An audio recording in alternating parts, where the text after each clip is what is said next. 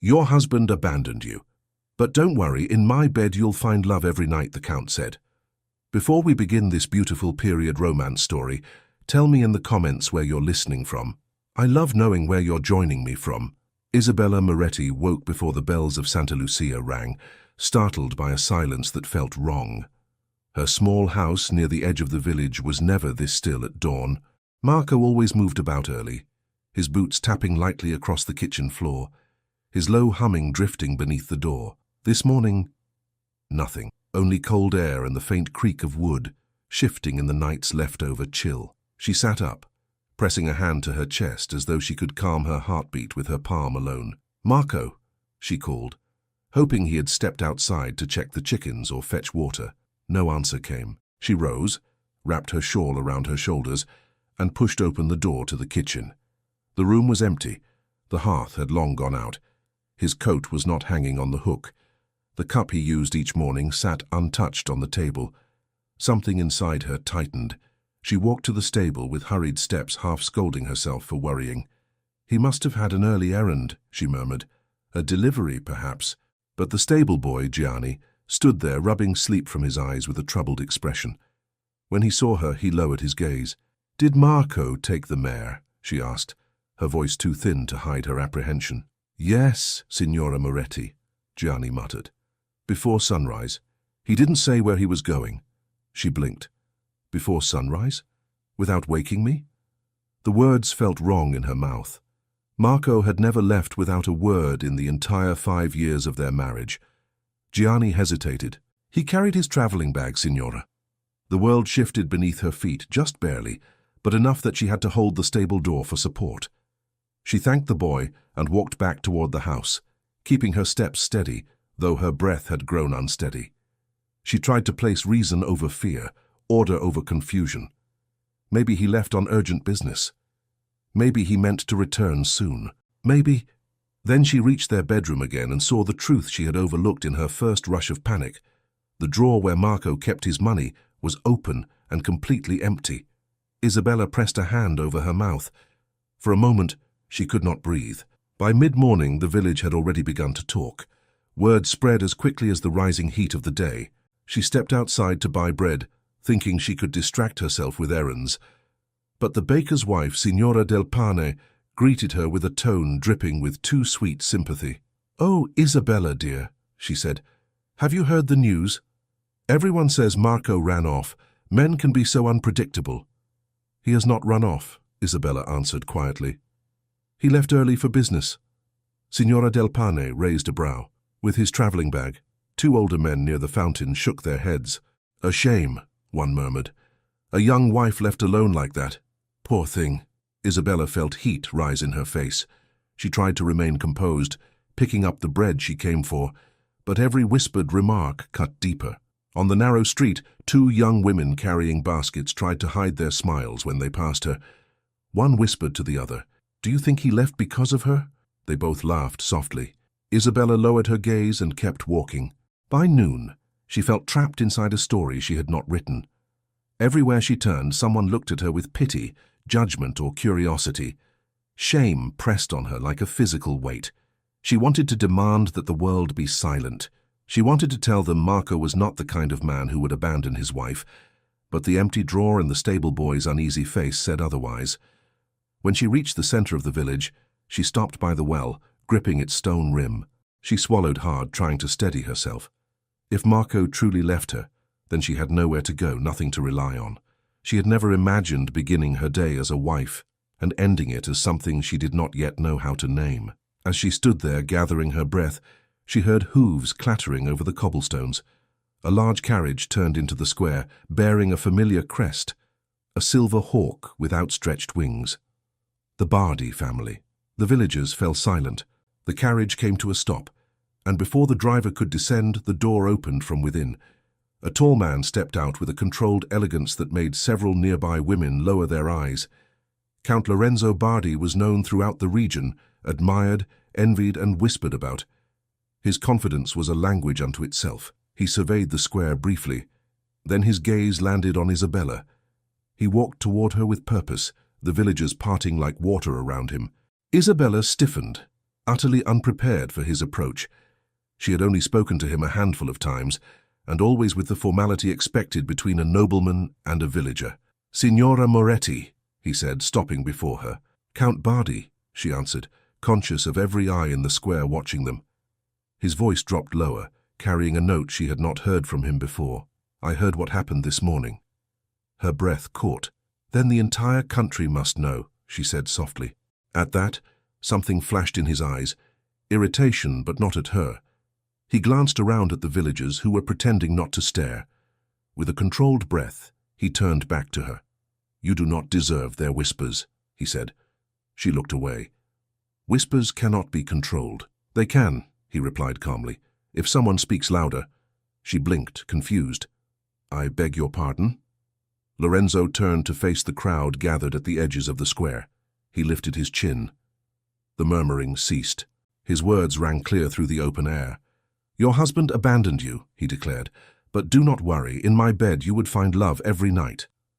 The square gasped. A bird took off from a rooftop in startled flight. Isabella stared at him as though he had struck her. Her voice caught in her throat before she found it again.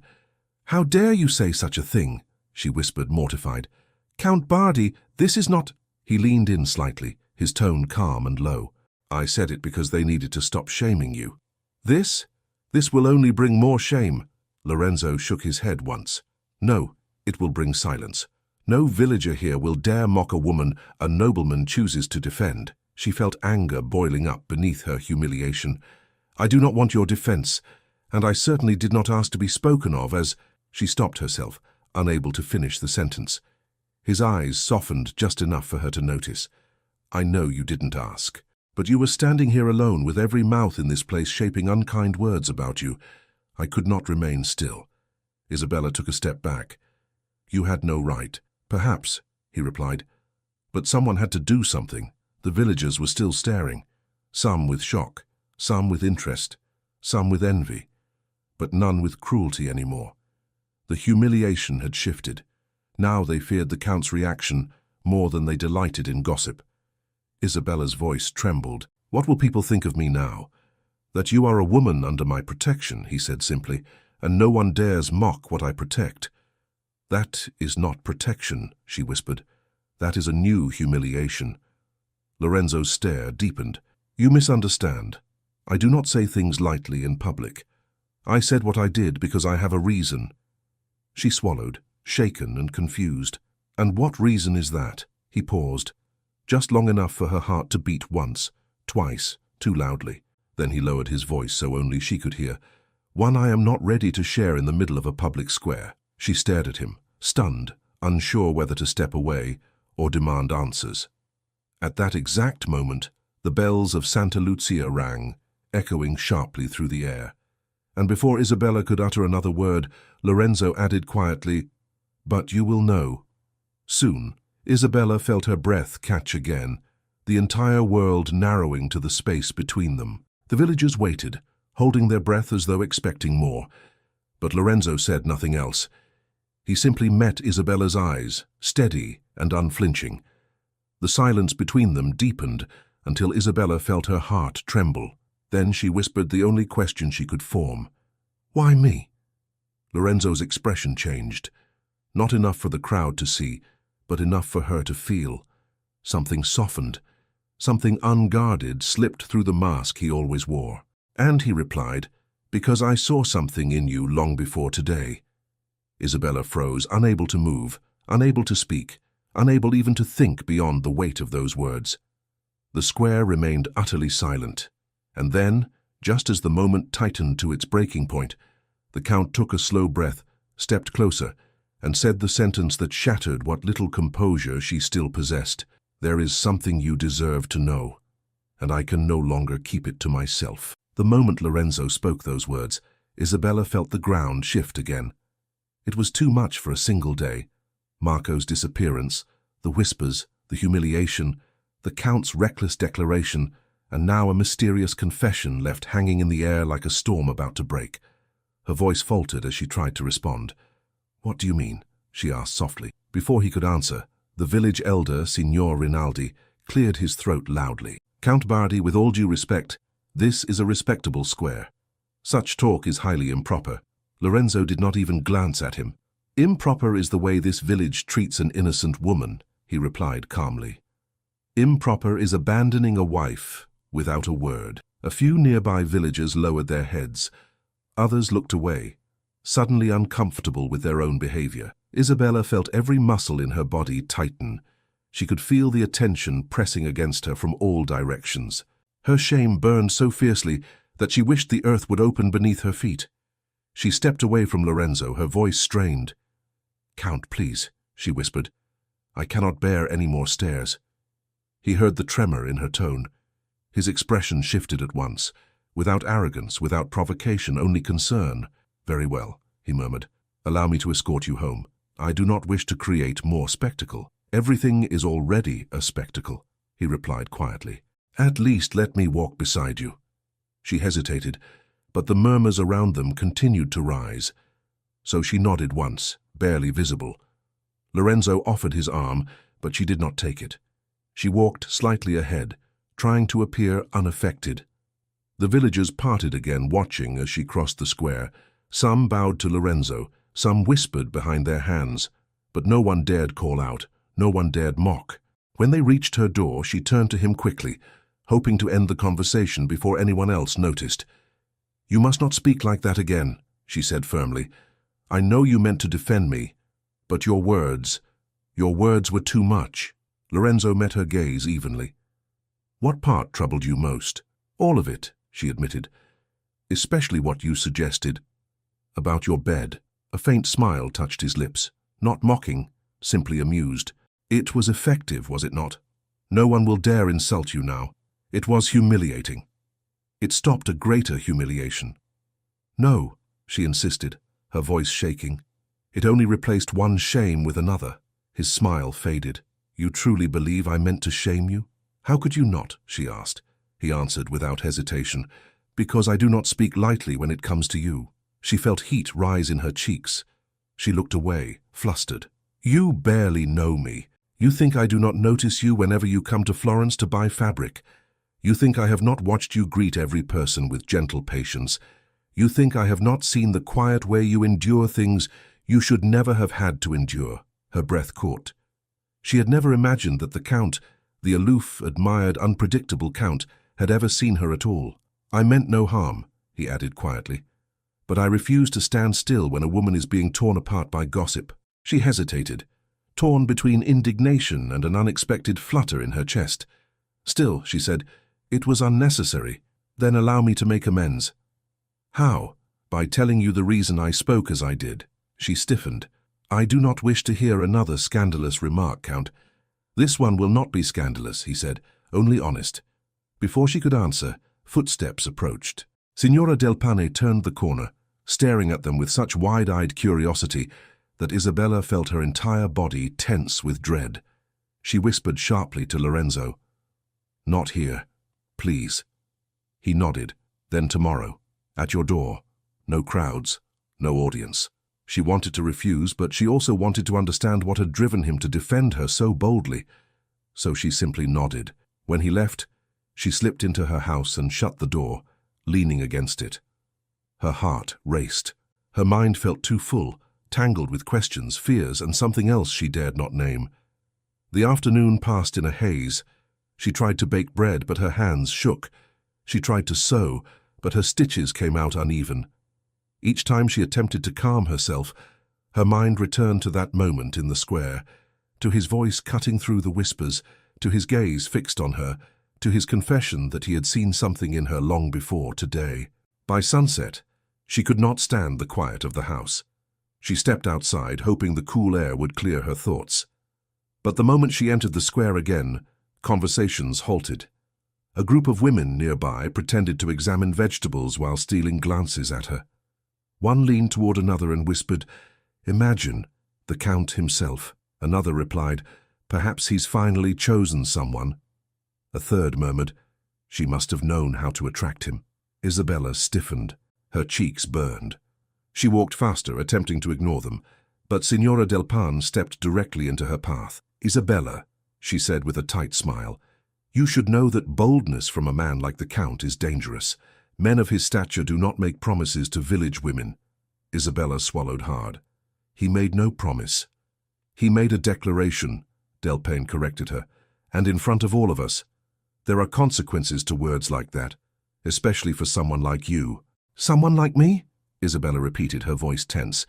A woman whose husband has just run away, Delpain said with a sympathetic tilt of her head. It is unfair, but people talk. Isabella lifted her chin. People talked even before he said a word. Yes, Delpain agreed, but now they talk differently. Then let them, Isabella said, surprising even herself. Delpain looked startled. I only meant to help. By reminding me of my misfortune, Delpain blinked, unsure what to say. Before she could reply, a firm voice sounded from behind them. Isabella! She turned quickly. Standing just a few paces away, Teresina, her elderly neighbor, waved her over. Isabella excused herself and hurried toward her, grateful for the escape. Teresina gave Delpain a disapproving glance before pulling Isabella aside. Do not listen to that woman, Teresina said. She feeds on gossip, like birds feed on crumbs. Isabella let out a shaky breath. Everyone is watching me. Of course they are. First your husband vanishes, then the Count speaks as if he were born to cause trouble. People love a story. It is not a story, Isabella murmured. It is to them, Teresina responded gently. But not all stories end the way the village expects. Isabella tried to smile, but her heart felt too heavy. You must rest, Teresina said. Tomorrow will bring clarity. I doubt it. Clarity always comes, Teresina said with a knowing nod. Sometimes in the form of a question, sometimes in the form of a man. Isabella stiffened. I have no interest. Yes, Teresina interrupted softly. You do, or you would not look so shaken. Isabella parted her lips to argue but found no words. That night she tossed and turned, unable to sleep. Marco's absence haunted her at first, the empty drawer, the cold space beside her in bed. But slowly, another image replaced him. Lorenzo standing in the square, unafraid to speak, unafraid to face the village for her sake. His eyes when he said he had noticed her before. His promise that he would tell her the truth. She pressed a hand to her forehead. It was madness. Everything was madness. Morning came too quickly. She barely had time to braid her hair before she heard a firm knock at her door. She froze. A second knock followed, slower, deliberate. She opened the door with a breath she did not know she had been holding. Lorenzo Bardi stood there, dressed plainly rather than in noble attire, as though to soften his presence. His eyes met hers without hesitation. Good morning, he said. She nodded. You came. I said I would. She stepped aside. Then say whatever it is you wish to tell me. He walked past her, then turned to face her as the door closed softly behind them. For a moment, neither spoke. The quiet inside her home felt heavier than the quiet of the square. More intimate, more dangerous. He drew a breath. I spoke in the square yesterday because I could not bear to watch them diminish you, he said. I have seen you hold your dignity through things most people could not endure. And when I heard Marco had gone, I knew exactly how they would treat you. Isabella swallowed. But why speak so boldly? Because the village needed to be silenced, he said, and because He paused, searching for the right words. Because I have felt something for you for longer than you realize. Her heart skipped. Count Lorenzo, he corrected gently. Please, she struggled for breath. Lorenzo, you cannot say such things to me. I can, he said, because they are true. She took another step back, her pulse racing. You speak as if you know my heart. I do not presume to, he replied. I only know my own. She stared at him, unable to form a single coherent thought. Then, unexpectedly, he added, and now that the village is quiet, something else must be said. Her breath trembled. What else? There is something about Marco's disappearance that reached me, he said slowly.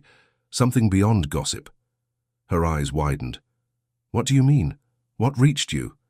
He met her gaze steadily, the weight of his words gathering between them. A rumor, he said, that Marco did not vanish for the reasons people believe, but for reasons far more troubling. Isabella felt her breath catch. sharp and immediate, at the word troubling. It pressed into the room like a cold wind. For a moment she could only stare at Lorenzo, unable to decide whether she wanted to know more or run from the conversation altogether. "What do you mean, troubling?" she asked, her voice barely steady. Lorenzo did not move closer, as though giving her space was his first instinct. "I mean that Marco may not have left simply out of weakness or fear. There are whispers he was involved in dealings he should never have touched." Her brow furrowed. "Dealings, Marco? No, that cannot be. He was careful, timid even." "I know how he appeared," Lorenzo said, "but people are rarely what they seem, especially when they believe their secret's safe." Isabella sank slowly onto a wooden chair, her hands tightening around the edges. "What kind of dealings?" "I do not know yet," he admitted. "Only that a messenger passing through Florence claimed Marco met with men of questionable character, men who rarely enter honest business." She covered her mouth with her fingertips, her pulse hammered in her ears. "I knew nothing of this." "I believe you," he said simply. She looked up sharply. "Do you?" "I would not be here otherwise." Her lips parted, but no sound came. Of all the people in the village, Lorenzo was the only one who had not questioned her innocence. Not once. The silence grew heavier. She rose quickly, needing movement. She opened a window to let in the morning breeze, but the fresh air did little to calm her trembling. "Why would Marco hide such a thing from me?" she asked softly. "People who are afraid of being judged often hide the truth from those they value most," Lorenzo said. "Perhaps he wanted to protect you from consequences he could not resolve." She shook her head. "No, he would have spoken to me. We shared everything." Lorenzo gave her a long, unreadable look. "Are you certain of that?" The question struck her deeper than she expected. She remembered the late nights when Marco returned home tense and silent, the excuses about errands, the way he avoided her eyes when she asked simple questions. She had written it off as exhaustion, stress, normal burdens of life. But now, under the weight of Lorenzo's words, doubt crept in like a shadow. "I do not know what to believe anymore," she whispered. Lorenzo stepped closer, but not too close. "Then let the truth speak for itself. It always finds a way." She closed her eyes briefly. "And what if the truth is worse than anything I imagine? Then you will not face it alone." Her eyes opened. He held her gaze with steady certainty, and for a moment she felt something like refuge. A knock suddenly rapped on her door. Isabella jumped. Lorenzo instinctively moved slightly in front of her, though without aggression, just instinctive protection. She touched his arm lightly. "It is all right," she murmured. A young girl from the village, Anna, stood outside holding a small basket. Her eyes widened when she saw Lorenzo, but she quickly bowed. "Signora Moretti," she said, "my mother asked me to bring you fresh eggs." "That is kind of her," Isabella replied, though she knew exactly why the gesture had been made. Sympathy from villagers often came wrapped in gossip. "Tell her thank you." Anna nodded, but before she left, curiosity overcame her. "Is it true the Count said something very shocking in the square yesterday?" Isabella felt heat rise to her cheeks. Lorenzo folded his arms, amused. "Anna," Isabella said gently, "rumors tend to grow with each telling. So he did say something," Anna whispered eagerly. Lorenzo answered before Isabella could stop him. "I said what was needed." Anna gasped softly, thrilled by the mystery, then ran off, nearly tripping over her own feet.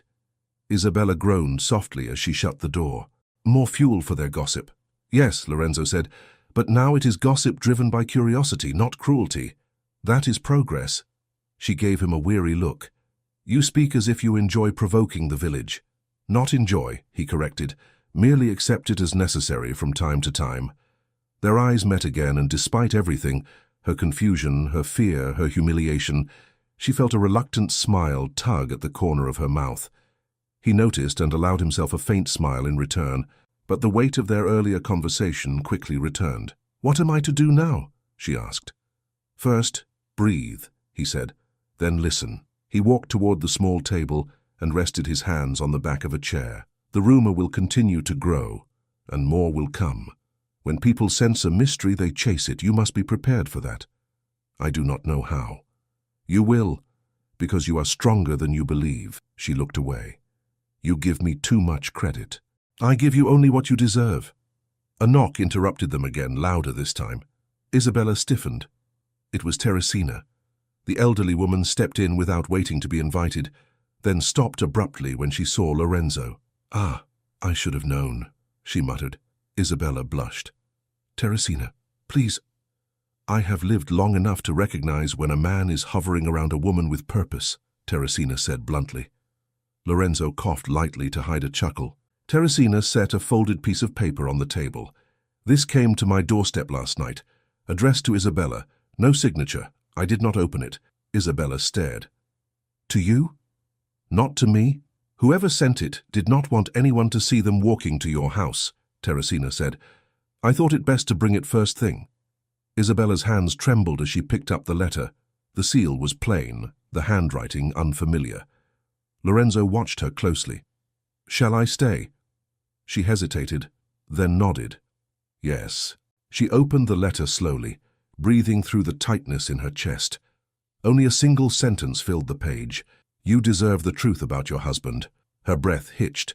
She read the line again and again, but it offered no further explanation. Lorenzo reached for the letter with a silent question in his eyes. She handed it to him wordlessly. He scanned it once, his brow tightening. "The sender knows something," he said, "and they are cautious. Cautious people do not write letters without a reason." Teresina crossed her arms. "Someone in this village knows more than they are saying." Isabella looked up sharply. "Who?" Teresina shook her head. "That is for you and the Count to find out." Lorenzo paced once across the small kitchen. "Who delivered this during the night? Who walks at such an hour? Who fears being seen? These are the questions we must ask." Isabella lowered herself into a chair. "I do not want more mystery. I want clarity." "You will have it," Lorenzo said, "but first you must not allow fear to silence you." Teresina touched Isabella's shoulder gently. "Child, you have endured worse than whispers. You will endure this too." Isabella drew a slow breath. But before she could reply, Lorenzo spoke again. "One more thing," he said. "Whoever sent this letter believes Marco did something worth hiding." She tightened her hands in her lap. "I fear what that might mean." Lorenzo considered her for a moment. "Then we face that fear together." Her eyes met his. Something in her chest loosened slightly. He glanced again at the letter. "There will be more," he predicted. "Secret messages never come alone." And he was right. That evening, long after Lorenzo had left and Teresina had returned home, Isabella sat by the hearth with the letter in her hands.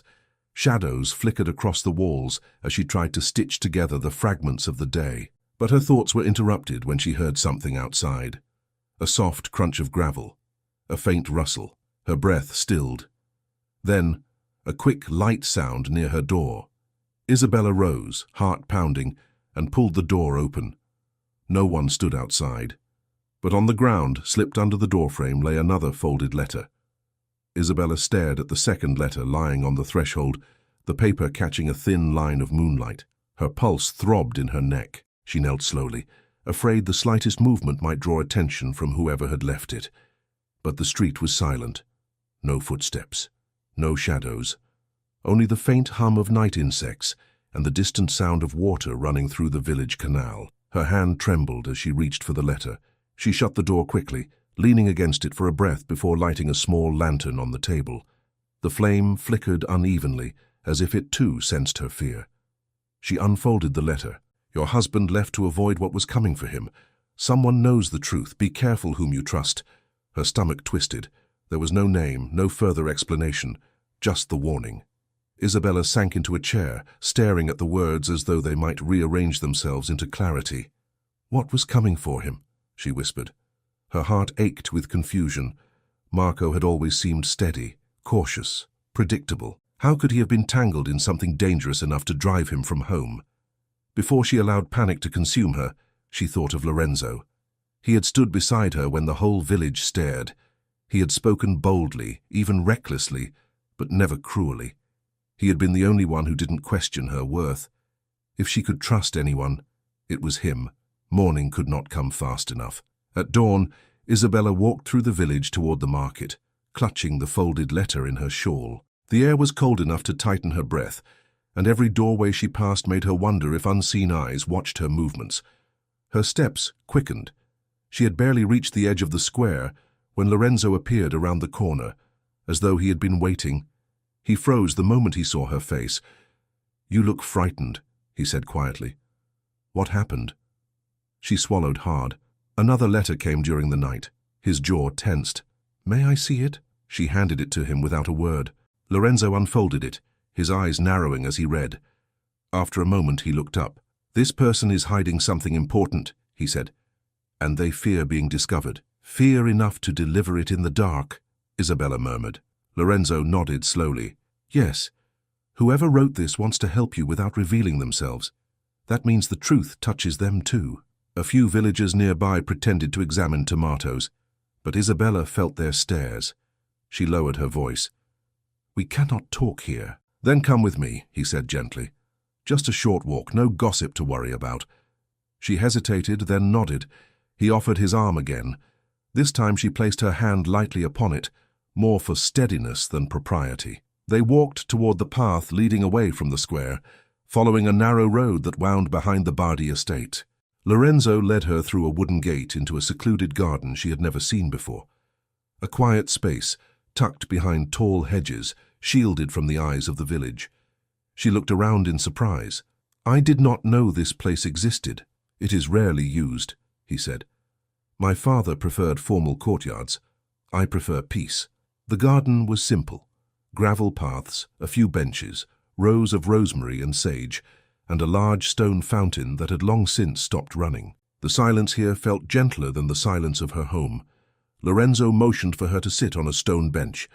"Tell me everything that has happened since last night." She did, sparing nothing. The sound outside her door, the anonymous letter, the warning. Lorenzo listened with his full attention, leaning forward slightly, his hands clasped. When she finished, he exhaled slowly. "This confirms it." "Confirms what?" "That Marco was tied to something he wished to keep hidden, and someone else knows what it was." She looked at her hands. "How did I not see any of it?" "Because he didn't want you to," Lorenzo said gently. "People hide things for many reasons. Shame, fear, pride." Isabella closed her eyes briefly. "I trusted him." "That says more about your goodness than his choices." She opened her eyes again, surprised by the warmth his words brought. Lorenzo shifted slightly. "There is something you should know, something I did not say yesterday because I feared overwhelming you." Her breath stilled. "What is it?" "Marco was seen in Florence 3 weeks ago," Lorenzo said, "in a tavern near the river. He met with 2 men no one trusts, men who have been known to deceive even the cautious." "How do you know this?" Lorenzo hesitated. "A friend I keep in Florence watches the movements of certain people. He mentioned Marco's name once, assuming I already knew. I dismissed it then. But now," she pressed a hand to her forehead, "why would Marco meet such men? What could he have wanted?" "We will find out," Lorenzo said, "but you must prepare for the possibility that Marco's disappearance was not about you. He fled something he caused." A strange mix of relief and sorrow washed through her. "So he did not leave because I failed him." "No," Lorenzo said firmly. "You did nothing wrong." Her breath trembled. "Yet the whole village thinks otherwise." "They will think what I allow them to think," he said simply. "And as long as I stand beside you, they will not dare breathe a word." She looked at him, startled by the certainty in his voice. "You speak as if this burden is yours too." He held her gaze for a long moment. "Perhaps it is." Her heartbeat quickened. A soft wind rustled through the hedges, breaking the moment. Isabella looked down at the letter again. "Someone warns me to be careful whom I trust," she said. "Perhaps I should be more cautious with you as well." Lorenzo's expression shifted, as if the words cut deeper than she intended. But instead of defending himself, he spoke quietly. "You are right," he said. "You should be careful with everyone, including me." His honesty startled her. "But," he continued, "I will prove to you that my intentions are true, not through grand words, but through actions." She felt warmth bloom in her chest, despite herself. "Why are you doing this?" she whispered. "Why involve yourself in something that has nothing to do with you?" He hesitated before answering. "It does have to do with me," he said softly, "more than you realize." Her breath caught. "Lorenzo." He shook his head gently. Not yet. One truth at a time. And today the truth we must face is about Marco. She nodded slowly. Then what should we do next? We wait, Lorenzo said. Whoever sent these letters will send another. They want the truth revealed. They are guiding us. She frowned. Guiding us to what? To the heart of Marco's secret. She shivered slightly, unsure whether from cold or fear. Lorenzo noticed and pulled off his coat, placing it around her shoulders without asking. She tried to object. I don't need... It is not for comfort, he said. It is for the appearance of things when you walk back through the village. Let them see I look after you. She stared at him, overwhelmed by too many emotions at once. Gratitude, confusion, a quiet pull she didn't yet understand. Lorenzo stood. I will walk you home. They left the garden, moving through the shadows cast by the tall hedges. The morning sun had begun to warm the path, and the village noise grew louder as they neared the square. Isabella felt the weight of every stair, but with Lorenzo beside her, no one dared approach. When they reached her house, he paused. If anything else happens, anything at all, you must send word. Do not face it alone. She nodded, tightening the coat around her shoulders. I won't. Lorenzo stepped back. Good, because I intend to uncover the truth with you. She opened her door, but before stepping inside, she looked at him one last time. His eyes held something she couldn't decipher, something strong, steady, and unspoken. She closed the door behind her, her heart pounding. Hours passed, but she could not concentrate on anything. Her thoughts raced between fear of Marco's secrets and an unexplainable pull toward Lorenzo's presence. She sat by the window watching the street, waiting without admitting she was waiting. Then, just as the sun dipped behind the hills, a sharp knock broke the silence. Her heart seized. She opened the door and found a messenger standing there, breathless, holding a sealed envelope. For Signora Moretti, he said. Isabella stared at the seal. It was Marco's handwriting. Isabella stared at Marco's handwriting, as if the ink itself might vanish if she blinked. Her fingers trembled. She took the envelope from the messenger, who bowed and hurried off, as though eager to escape whatever storm might follow. She closed the door behind her and leaned against it for a breath she desperately needed. The house felt impossibly quiet. She walked to the table and sat, placing the envelope before her as though it were a living thing waiting to be awakened. She whispered to herself, What have you done, Marco? With a sharp inhale, she broke the seal. Her eyes scanned quickly. My dear Isabella, by the time you read this, I will be far from our home. I ask forgiveness for the pain I have caused you. I did not leave because of you. I left because I could not bear the shame of what may soon be revealed. There are matters I cannot explain in writing. Too many eyes watch me. Too many hands may intercept this letter. I beg you, do not search for me. Do not trust anyone who asks about me. And do not believe that my disappearance is what it seems. Forgive me. Marco. The final lines blurred as tears filled her eyes, not out of longing, but out of frustration, confusion, and the ache of being left in darkness again. The knock at the door startled her so violently, she nearly dropped the letter. She dried her eyes with her sleeve and opened the door halfway. Lorenzo stood there, breathing slightly fast, as though he had rushed. A messenger passed me on the road. I feared he was coming here. He was, Isabella whispered. May I come in? He asked. She stepped aside wordlessly. Once inside, Lorenzo noticed the open letter on the table and waited for her to speak. She held it out to him with a shaky hand. Read it. Tell me what it means. He took it carefully and read in silence. His jaw clenched slightly at certain lines. When he finished, he lowered the paper. This is not a farewell, he said. It's a confession of fear. Fear of what? Isabella cried softly. What could Marco have done that made him run? Why warn me not to trust anyone? Why? Her voice cracked. She turned away, covering her face. Lorenzo moved closer, not touching her, but close enough that she felt steadier. Isabella, listen to me, he said gently. This letter proves that Marco's disappearance was not driven by shame of you.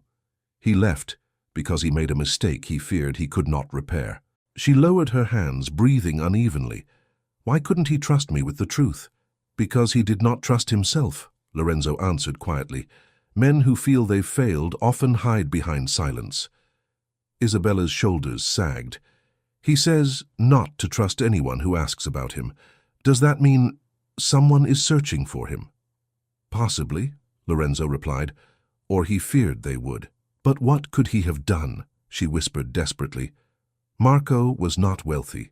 He was not reckless. He was ordinary. Lorenzo's gaze softened. Sometimes ordinary men make desperate choices. She turned fully toward him. Did you know anything more? Did your friend in Florence tell you more? No, he said honestly. Only that he saw Marco with those men. Nothing beyond that.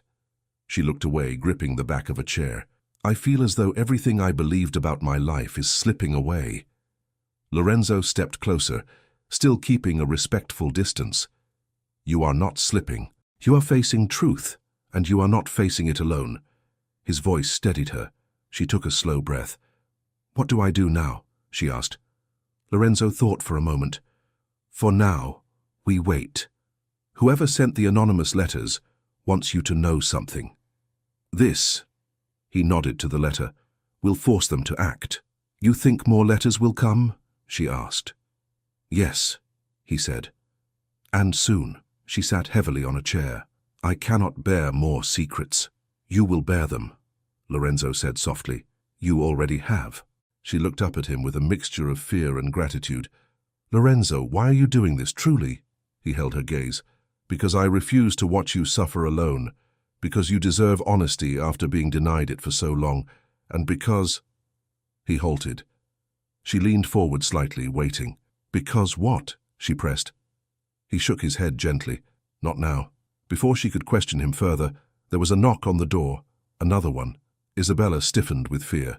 Lorenzo turned immediately, placing himself between her and the door. Stay behind me, he said quietly. She obeyed. He opened the door slowly. Teresina stood there, clutching her shawl around her thin shoulders. Isabella, are you well? I saw the messenger earlier and feared the worst. Isabella stepped forward. Yes, I received a letter. From Marco. Teresina's brows rose. Then the truth is unraveling faster than I expected. Lorenzo glanced at her. Teresina, do you know something we do not? I know people, she replied. And I know when fear drives someone out of a village. She sat down without waiting for invitation. Isabella handed her the letter. Teresina read it slowly, then nodded. Your husband made a mistake, she said, and he ran from it. But he cared for you in his own flawed way. I wish he had trusted me, Isabella said softly. Men fear disappointing those they love, Teresina replied. It does not excuse them. It simply explains them. Lorenzo crossed his arms. We must prepare for what comes next. What comes next? Isabella asked. At that moment, the sound of hurried footsteps echoed outside. All three turned. A moment later, little Anna appeared at the open doorway, breathless. Signora Moretti, she gasped. I was told to bring this to you at once. She held out a small folded note. Lorenzo took it gently. Who gave this to you? A man, Anna said. But he wore a hood. I couldn't see his face. He said it was important. Isabella's heart pounded. Give it to me. Lorenzo hesitated, then handed it over. She unfolded it. 3 words stared back at her. He is not alone. Her breath caught. What does this mean? Lorenzo snatched the note, studying it. This confirms what I feared. Marco is not acting independently. Someone else is involved. Someone who knows his secrets. Someone dangerous, Isabella whispered. Possibly, Lorenzo said. Teresina stood, her eyes sharp with worry. Whoever sent that wants you prepared. Isabella felt her knees weaken. Prepared for what? Lorenzo stepped closer, his voice low and steady. For the truth that is coming. And the truth is never gentle. She stared at the letters again, dread building inside her. But before she could speak, another sound came. Soft at first, then louder. Hoofbeats approaching. Fast. Lorenzo went rigid. Teresina stepped backward. Isabella's breath froze. A horse stopped abruptly outside her door. And a firm, unfamiliar voice called out, I bring news of Marco Moretti. Isabella's heart leapt into her throat at the sound of the stranger's voice. The knock that followed was not timid. It was the sharp, urgent kind that demanded attention. Lorenzo moved at once toward the door, every line of his body alert. Teresina stepped aside, her eyes narrowed with suspicion. Isabella tried to steady her breath. "Lorenzo, who could it be?" "We will find out," he replied. "Stay behind me." He opened the door only halfway, keeping his hand firmly on the edge as though ready to close it again if needed. A man stood outside, his cloak dusty from travel. He was neither old nor young, neither threatening nor gentle, just a man who seemed weighed down by long roads and heavy secrets. He removed his hat respectfully when he saw Isabella. "Signora Moretti?" he asked. Lorenzo answered before she could. "State your name and business." "My name is Vittorio." The man bowed his head. "I bring word from Florence, word about the whereabouts of Marco Moretti." Isabella stepped forward, clutching the doorframe. "Where is he? Is he hurt? Is he ill?" Vittorio hesitated, glancing briefly at Lorenzo. "Before I answer, I must know, are you alone in this matter?" "She is not," Lorenzo said firmly. Vittorio seemed unsurprised. "Then I will speak to both of you." "Come inside," Isabella said, her voice tight with urgency. "Please." He stepped in, respectfully wiping his boots on the mat. Teresina returned to her seat, eyes fixed on him. The room felt suddenly smaller, filled with breathless expectation. Vittorio remained standing. "Your husband is near Florence," he said. "He has taken refuge in a place few dare approach." "Refuge?"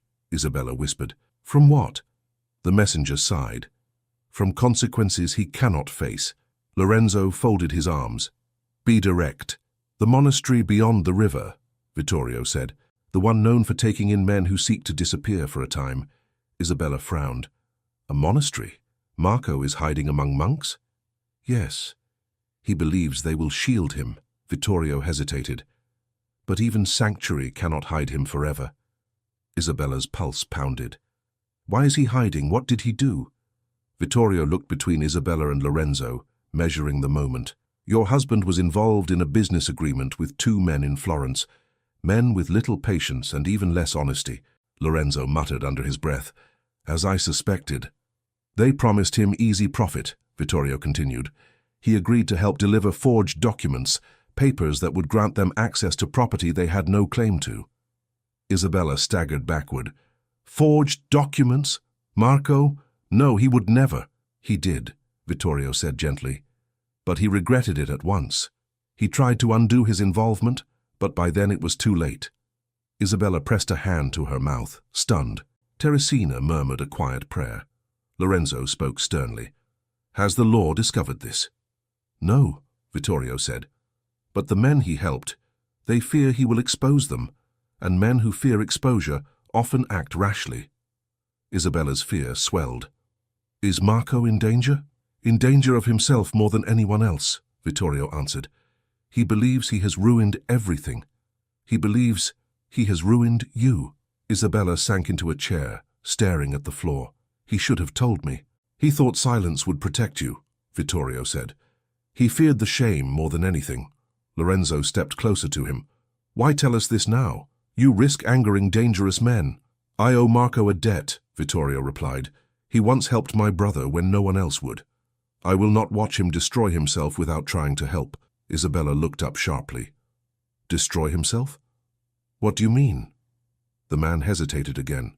"Marco believes he has no future, no way to restore his honor. That is why he begged you not to look for him. He believes he can fade away unnoticed." Isabella's voice broke. "But he is still my husband." Lorenzo turned to her gently.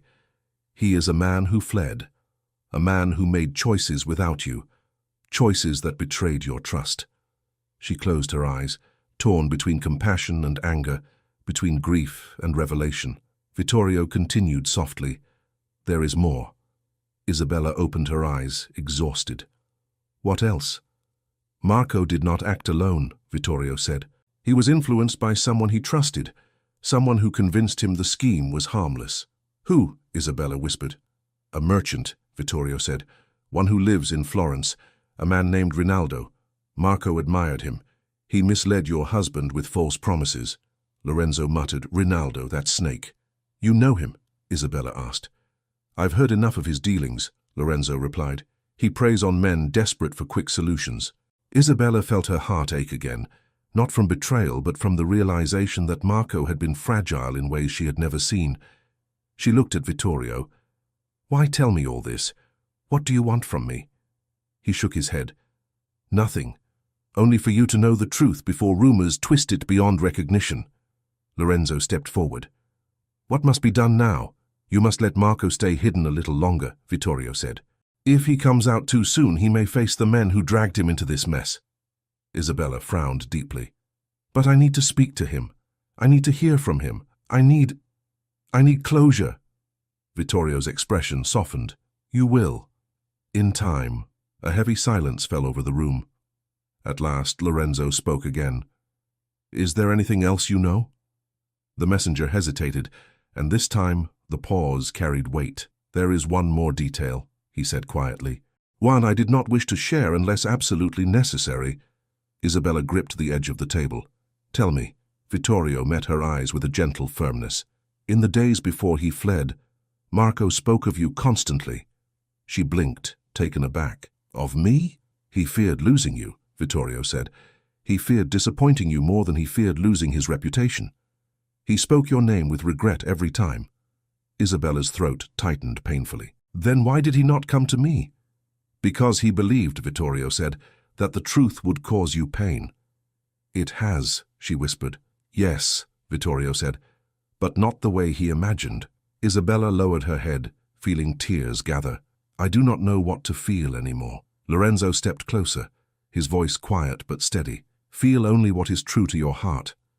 Nothing more. She wiped her eyes shakily, nodding once. Vittorio placed his hat back on his head. I must return to Florence before nightfall. I will bring more news when I can. Thank you, Isabella whispered. The messenger bowed and left the house. The moment he disappeared from view, Isabella slumped back into her chair, overwhelmed. Lorenzo moved to her side, lowering his voice. You are stronger than this storm, he said. Do not let Marco's choices define your future. She looked up at him, her eyes shining with confusion. I do not know what my future is. Then let us discover it together, he whispered. Isabella's breath caught, but she said nothing. They stood there in heavy silence, the unspoken truth between them growing stronger with every heartbeat. Then another knock sounded at the door, so soft, Isabella barely heard it. Lorenzo opened it cautiously. Anna stood there again, breathless, her eyes wide with urgency. Count Bardi, she gasped. A new rumor is spreading through the square, one about you and Isabella.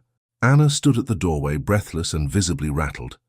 Her small hands clutched the sides of her apron, as if afraid her news might blow away before she could say it. Lorenzo stepped forward at once, his voice calm but edged with tension. What rumor? He asked. Anna swallowed hard. They're saying you've taken Signora Moretti under your personal protection, that she is...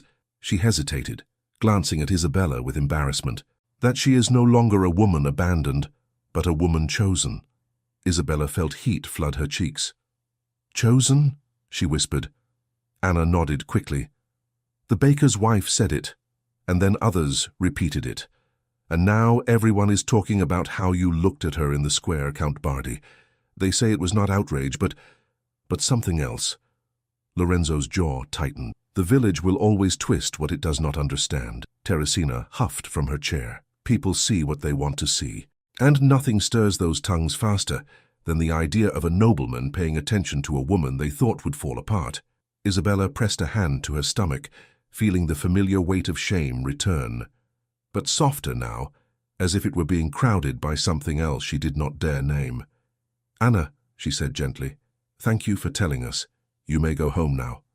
Anna nodded eagerly and ran off, leaving the three of them inside the small kitchen, silence settling around them like dust. Isabella turned slowly toward Lorenzo. What have you done? His expression softened, though he did not look away. I have done nothing but tell the truth when necessary. The rest is in their imaginations. But their imaginations are wild, Isabella said, and cruel. Lorenzo stepped closer, lowering his voice. Let them talk. Their words cannot harm you. They can, she insisted. They already have. He held her gaze. Do you believe their words more than mine? Her breath faltered. I don't know what to believe anymore. Teresina rose from her chair and pulled on her shawl. The two of you should speak without my old ears listening. I'll visit later, Isabella. Before Isabella could protest, Teresina slipped out the door, closing it behind her with a decisive click. The room felt instantly smaller. Lorenzo took a slow breath. Isabella, sit. Please. She hesitated, but her legs felt too weak to keep her standing, so she obeyed. Lorenzo sat across from her, his posture controlled, his eyes steady but troubled. The rumor, he said quietly, is not entirely without reason. Her heart lurched. What are you saying? I should have spoken sooner, he said, but the day you learned Marco was gone, it was not the right moment. Spoken about what? Isabella asked, her voice barely above a whisper. He looked directly into her eyes then, deep, unwavering, unguarded. About what I feel for you. Her fingers curled around the wooden seat. Lorenzo, you asked why I defended you, he continued. Why I stood in the square and silenced them all. Why I have come to your door each day since Marco left. Why every rumor about you cuts deeper than any insult thrown at me. Isabella tried to speak, but no words came. It is because, Lorenzo said gently, you matter to me more than I intended, more than I allowed myself to admit. Her lips parted, but she still found no voice. He leaned forward, though he did not touch her. This village may create lies and stories. Let them. What I feel is not a story. Lorenzo, she whispered, you must stop. Tell me why. Because I am still married, Isabella said, her voice shaking. Because Marco's absence has left my life in pieces. Because I am not ready for anything else. He nodded slowly, not offended, not impatient, just thoughtful. I know. And I do not ask you to make a choice now. I only ask for honesty. She swallowed a tremor in her throat. Honesty? Yes, look at me, Isabella. Tell me that you feel nothing when I am near. She froze. Silence swelled between them, thick and undeniable. Lorenzo exhaled softly. You cannot say it. That is enough. She looked down at her hands, tears budding at the corners of her eyes. Not from sadness, but from the unbearable pressure of the truth he had spoken aloud. I am confused, she said weakly. Everything in my life is falling apart. I cannot make sense of anything. You do not need to, he said, not today, not tomorrow, but allow me the chance to show you who I am. Allow me the chance to stand beside you without shame. She shook her head. You already stand beside me. Not the way I wish to, he replied quietly. Her breath trembled. He continued, softer still. I know you are wounded. I know trust feels heavy right now. But I ask for nothing more than your permission to remain close. Nothing more than that. Before she could answer, another knock interrupted them. This one light, hesitant, as though someone feared intruding. Isabella wiped her eyes and stood. Who is it now? She opened the door slowly. A young man stood there, thin and dusty from travel. He looked around cautiously before tugging at his cap. Signora Moretti? He asked. Yes, Isabella replied. I was told to find you, he said. I bring news from the monastery. Isabella felt her pulse jump. About Marco? Yes, Signora. The young man stepped into the doorway. The monks sent word. He wishes to speak with you. Isabella's breath caught. He wants to see me. The messenger nodded. He said he owes you the truth, and that only you can decide what should come after. Lorenzo stood slowly, his expression unreadable. Where is he now? At the monastery still, the young man replied. But not for long. He says he cannot hide much longer. He is preparing to leave. Leave? Isabella repeated, confused. Leave for where? The young man hesitated. He did not tell me, only that he must speak to you before he departs. Isabella felt dizzy. When does he want me to come? Tomorrow at dawn, the messenger said, at the outer courtyard. She drew a shaky breath. I see, thank you. The young man bowed and hurried away. Isabella closed the door slowly, the weight of the message settling over her like an unexpected winter. Lorenzo did not speak at first. When he finally did, his voice was steady but heavy. You will go to him. I must, she said. Yes, he replied. You must. His calmness unnerved her more than anger would have. Lorenzo, he met her gaze. You deserve answers, and he owes you every one of them. But you, this is not about me, he said gently. It is about you, and the truth you need. She swallowed. What if the truth hurts? Then let it hurt, he said. You are strong enough to bear it. She nodded slowly. Lorenzo took a step closer, closing the distance between them. But remember something, Isabella. Whatever he tells you tomorrow, whatever burden he tries to place on your shoulders, it does not define who you are now. She exhaled shakily. I don't know who I am now. You are a woman rising, he whispered, and that frightens everyone who underestimated you. Her heart pounded painfully. Lorenzo looked at her for a long time, long enough for every unspoken word to deepen between them. Then he said softly but firmly, when you return from the monastery, you will not go back to your old life. Something will change. I can feel it. Isabella didn't argue. She couldn't, because she felt it too. The air thickened around them, the silence turning warm and tense.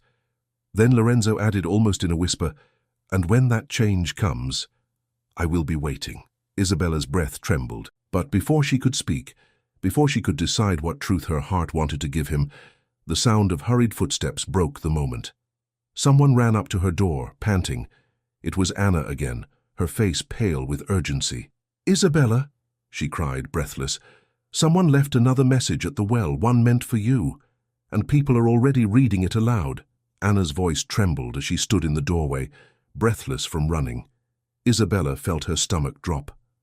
Another message, another rumor, another blow she was not prepared for. Lorenzo stepped forward at once. Where is it, Anna? At the well, she said quickly. A boy found it tied to the bucket rope. When he pulled it up, people were already gathering. They're reading it aloud. Isabella pressed a hand to her chest. What does it say? Anna shook her head. I do not know. I didn't get close enough. But everyone seemed... She swallowed. Everyone seemed shocked. Lorenzo didn't wait for more. We're going. Now. He moved toward the door, but Isabella reached out and caught his sleeve. No, they already talk too much. If we arrive together, it will only worsen the rumors. He looked at her, torn. Then let me go alone. No, she said quickly. They will think you came to claim the message as your own. Teresina, who had returned unnoticed and stood quietly near the corner of the room, spoke up. The girl is right. If the Count goes, the village will think it involves him. Lorenzo frowned. Then what do you suggest? Teresina looked at Isabella. She must go, but not alone. Isabella swallowed hard. Then you come with me, Teresina.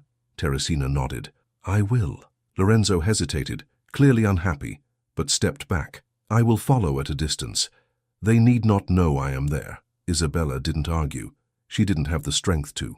Her entire body felt tight with apprehension. They stepped out into the village, with Lorenzo trailing far enough behind to avoid immediate notice. Teresina walked firmly beside Isabella, her stride steady, her shoulders straight. As they approached the square, the crowd around the well grew thicker.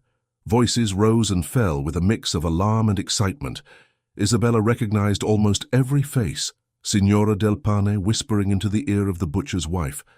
Old Signor Rinaldi stroking his beard thoughtfully. Young boys craning their necks to see over the adults. Teresina grunted. Look at them, like hens clucking over a spilled grain sack. Isabella forced a breath. Let's get closer. As they approached, the crowd parted slightly, but not out of respect, out of curiosity. Their eyes locked on Isabella with a mix of pity and hunger for scandal. An older man lifted the paper in his hands. Here she is, he announced as though presenting a spectacle. Let her hear it. Teresina stepped protectively in front of Isabella. You will lower your tone, Rinaldi. She is not an announcement. He huffed, but lowered the paper. Isabella stepped forward. Read it, she said quietly. The man cleared his throat. It says, and these are not my words. He lifted the paper again. It says, the abandoned wife seeks truth, but truth hides in the shadow behind her. Her husband fled, but not because of betrayal. He fled because he feared what she would soon discover. A murmur rippled through the crowd. Isabella blinked. What I would discover, Rinaldi continued. The wife believes herself wronged, but she does not know the whole story. She must look not at the man who fled, but at the man who stepped forward. Every head turned toward one direction, only one: Lorenzo. Though he had tried to remain distant, the crowd had already noticed him lingering near the edge of the square. His expression hardened as dozens of eyes fell on him. He did not retreat, did not flinch, but his jaw tightened. Rinaldi finished reading. For the truth about Marco lies in the shadow of the Count. The silence swallowed the square.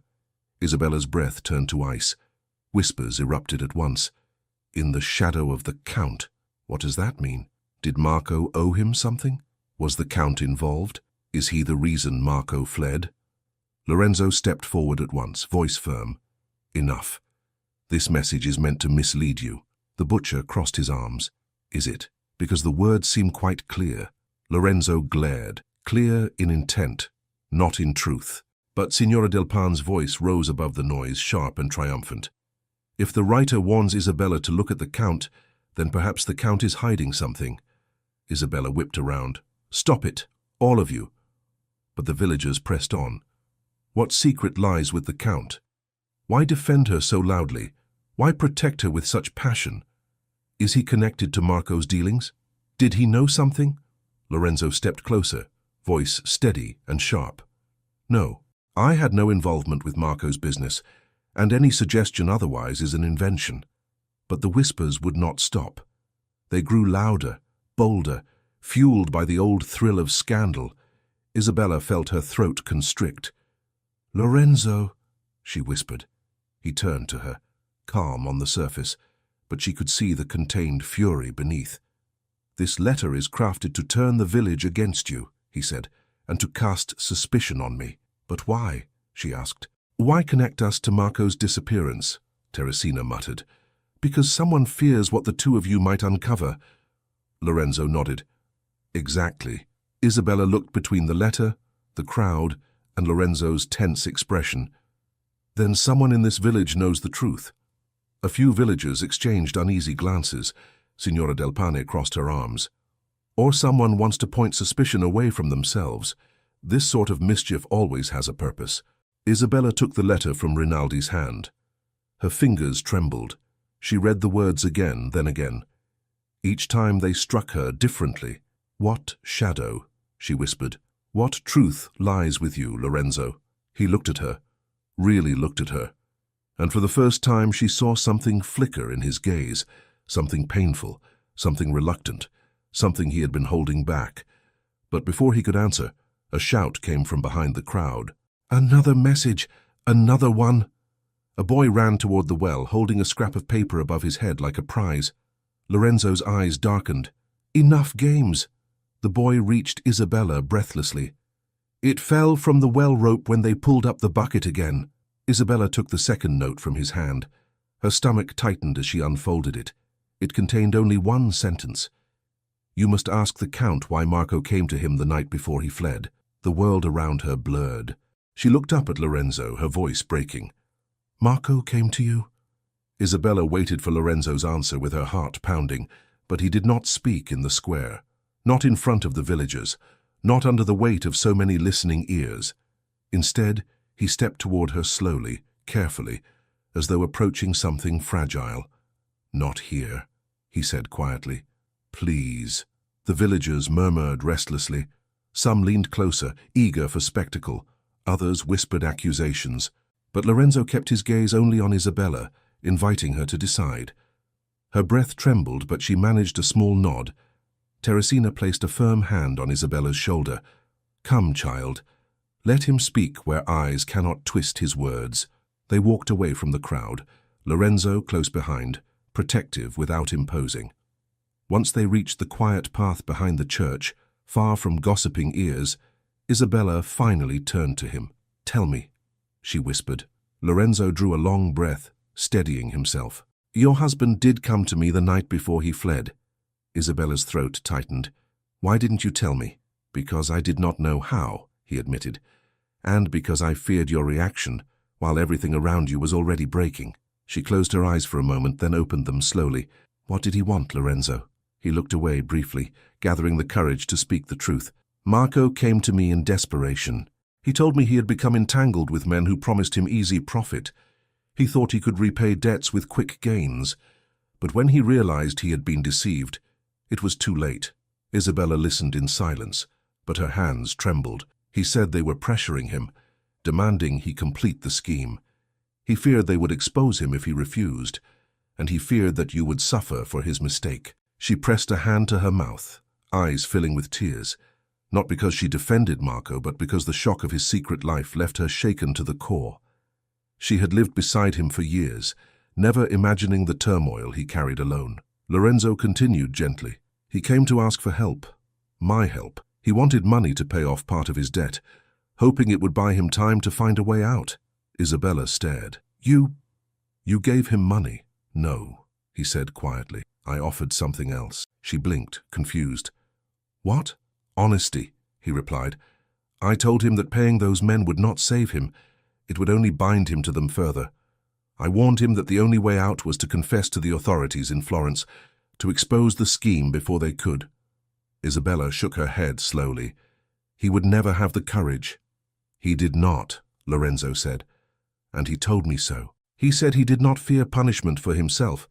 He feared what would happen to you if the scandal reached the village. Her breath caught. So he chose to run. Yes, Lorenzo answered softly. He believed leaving you behind was a mercy, a cruelty disguised as protection. Isabella turned away, tears slipping quietly down her cheek. I had no idea he carried such fear. Lorenzo stepped closer, but did not touch her. Marco loved you, Isabella, but he loved you in silence, and in silence he drowned. The burden he carried was one he should have shared with you, but he was too ashamed. She wiped her tears with a slow, unsteady movement. Why did he go to you? There were others he could have asked. Lorenzo hesitated, then spoke the truth. Because he knew I admired you. Her breath faltered. He knew? Yes, he said. Not in detail, but he sensed it the way men often do. Through instinct, more than words. She stared at him, stunned. He feared, Lorenzo continued, that if he confessed to anyone else the news might spread, and he believed that I, because of my feeling for you, would not condemn him in front of the village. Isabella pressed a hand against her heart. He came to you. Because he trusted your regard for me? Yes, Lorenzo said. And because he thought you deserved someone stronger to protect you from the consequences of his mistakes. A single tear escaped down her cheek. He left believing he was doing what was best. Sometimes, Lorenzo said gently, people destroy themselves trying to protect others.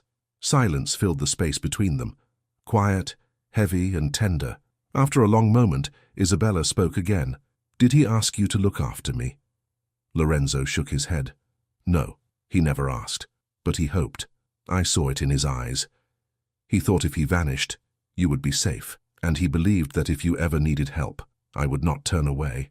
Her lips trembled. Did you try to stop him from leaving? I tried, Lorenzo said softly. I told him that running would not save you, that disappearing would hurt you more than any scandal ever could. But he was terrified, Isabella. Terrified of what he had done. He thought his absence was better than his failure. She stepped back and sank onto a low stone ledge by the path. Her voice was barely a whisper. I never realized how deeply he feared disappointing me. Because he hid it, Lorenzo replied. He hid everything. Isabella looked up at him, her eyes raw and shining. So now I go to him with truth I was denied. Yes, he said, but you go with strength that wasn't yours before. You walk into that monastery not as a woman abandoned, but as a woman who has survived the truth step by step. She nodded, breathing deeply until her heartbeat steadied. Lorenzo, tell me honestly, did Marco have reason to fear you? No, he answered immediately. I gave him nothing but truth, and truth frightened him. But I never threatened him, never coerced him, never judged him. She believed him at once, because Lorenzo had never spoken a word to her that carried anything but sincerity. She rose slowly. I must face him tomorrow. I know. And you will not come, she added quietly. No, Lorenzo said. This moment belongs to you alone. He must speak his truth without fear of me standing over his shoulder. She nodded again, grateful for his understanding. Thank you, Lorenzo. He exhaled softly, looking at her with a tenderness that warmed the cool air. When you return from that monastery, you will not return as the same woman who walks there. You will return with clarity. Her voice softened, And what if that clarity brings sorrow? Then let it bring sorrow, he said, and when the sorrow fades, you will find freedom waiting behind it. Her eyes shone with quiet strength. I don't know what tomorrow will bring. Lorenzo smiled faintly, though the smile did not reach his eyes. Whatever it brings, you will face it without fear. The tension in her chest eased. She realized suddenly that she was not afraid, not of Marco's truth, not of the village's whispers, not of whatever awaited her at dawn. She breathed out, long and steady. Lorenzo stepped back. I will walk you home. They moved through the village in silence, each step settling something deep within her. The whispers had grown quieter as people retreated into their homes. Evening light softened every stone and shadow. At her door, she turned to Lorenzo with grateful eyes. Thank you, she whispered. For what? He asked gently. For standing beside me, she said, even when the village turned its back. He bowed his head slightly, his voice quiet. I would stand with you even if the whole world turned. Her heart fluttered, fragile and warm. He did not reach for her. He did not speak further. He only stepped away, giving her the space she needed. Isabella entered her home with a strange sense of calm. The fear was still there, but it no longer ruled her. Tomorrow, she would walk to the monastery. Tomorrow, she would face the truth. And for the first time since Marco disappeared, she felt certain, steady and whole. Whatever happened next, she would not crumble. She had already lived her downfall, and now, slowly, quietly, powerfully, she was rising. Isabella barely slept. Dawn had not yet touched the sky when she stepped outside, shawl wrapped tightly around her shoulders. The village was silent, its windows dark, its streets empty. For the first time in weeks, she felt no eyes following her, no whispers brushing her heels. Only the sound of her own steps and the steady beat of her heart. She walked toward the road leading to the monastery, her breath turning white in the morning cold. The path stretched before her, narrow and winding, bordered by olive trees and quiet fields. The air carried no threat, only expectation. She did not know what waited at the monastery gates. She did not know what Marco would say, or what words would come from her own mouth. But she knew she would not break. She had fallen far and risen higher. Halfway up the hill, she heard someone behind her. Lorenzo. She did not turn. She had known he would follow, even after saying he would not accompany her inside. His steps were steady but slow, respectful. He remained far enough to give her space, yet near enough to assure her she was not walking alone. When she reached the monastery walls, she finally turned. He stopped several paces away. Their eyes held for a long, quiet moment. Thank you, she whispered. He inclined his head. I will wait here, no matter how long it takes. Her chest tightened with emotion. She wanted to reach out to touch his hand, to hold his certainty close, but she only nodded and turned toward the gates. She stepped inside. A young monk greeted her with a gentle bow and guided her through a stone corridor to a small courtyard where a single bench stood beneath a fig tree. The air was cool and still. Wait here, the monk said. She sat, her hands clasped tightly. Moments later, footsteps approached behind her, hesitant, uneven. She turned slowly. Marco stood there. He looked thinner, older, worn by sleepless nights and the weight of his own guilt. His clothes were simple, borrowed from the monastery. His eyes, once kind, once familiar, were shadowed by shame. Isabella, he whispered. Her breath caught. She rose, unsure of what to say or feel. Marco, he lowered his gaze. You should not have come. I did not wish for you to see me like this. I came because you asked for me, Isabella said softly. And because I deserve answers. He nodded, swallowing hard. Yes, you do. For a moment, neither spoke. The silence was not hostile. It was full of years, of memories, of truths they had never shared. Marco finally lifted his head. I failed you. Isabella stood still, her voice steady. Then tell me why. He stepped closer, but not too close. I met men who promised easy gain. I thought I could repay debts quickly and give you a better life. But I was foolish. They tricked me. They used me. And when I realized what I had done, I panicked. Why did you hide it from me? She asked. Because I could not bear for you to see the mess I had made, he said. You always saw the best in me, and I could no longer see anything good in myself. She shook her head gently. Marco, I would have helped you. I would have stood beside you. I know. he whispered. That is why I ran, because I did not deserve your help. She took a steadying breath. You left without a word. You left me to face humiliation alone. I know, he said again, his voice breaking. And I regret that more than anything. But I believed that staying would cause you even greater pain. It caused me pain anyway, she said quietly. Marco's shoulders sagged. I do not ask for forgiveness. I do not expect it. But I wanted you to know. I never stopped caring for you. My mistake was never you. Isabella felt a heaviness in her chest. Grief, not for the man he was now, but for the man he had once been, for the quiet moments they shared before fear swallowed him whole. He looked at her with humble courage. You have a future, Isabella. A future brighter than anything I gave you, and you must take it. Do not let my failure keep you from the life you deserve. She breathed deeply. And what will you do now? I will leave Florence, he said. Far away from the men who wish to use me again. Far away from the shame I brought upon myself. And you will go alone? Yes, he said. It is better that way. Isabella looked at him for a long time. I wish you peace, Marco. Tears filled his eyes, tears he had held back too long. And I wish you joy. She nodded once, and he bowed his head as though receiving a blessing. Then he turned and walked away, disappearing through a shadowed archway. His footsteps faded slowly, gently, until all that remained was silence. Isabella sank onto the bench, breath unsteady. Not because she was lost, but because the final tie to her old life had just dissolved. She felt no anger, no bitterness, only quiet acceptance.